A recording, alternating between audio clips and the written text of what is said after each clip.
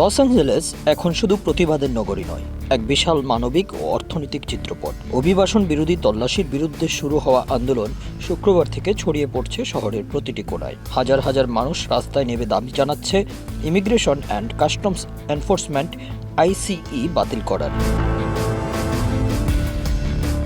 মার্কিন গণমাধ্যম CBS news জানিয়েছে, সম্প্রতি লস অ্যাঞ্জেলেসের ওয়েস্ট লেক এবং প্যারামাউন্ট এলাকায় অভিযান চালানো হয়। প্যারামাউন্ট শহরের 82% বেশি হিস্পানিক লাতিন আমেরিকান। প্যারামাউন্টের একটি হোম ডিপো শপে আইসিই অভিযান চালিয়েছে বলেও খবর পাওয়া যায়। সেখান থেকেই আন্দোলনের শুরু। লস অ্যাঞ্জেলেসের শহরের বিভিন্ন অঞ্চলে এখন উত্তাপ ছড়িয়ে পড়েছে। ট্রাম্প প্রশাসনের নিয়ন্ত্রণে অভিবাসন নীতি, বিশেষ করে নিরাপত্তা বাহিনীর গ্রেফতারের কারণে downtown LA, Hollywood, south LA এবং লিটল টোকিওর চারপাশে শুরু হয়ে শান্তিপূর্ণ বিক্ষোভ দ্রুত ছড়িয়ে পড়ে। পুরো ভিডিওটি দেখতে কমেন্টসে পিন করা লিঙ্কে ক্লিক করুন।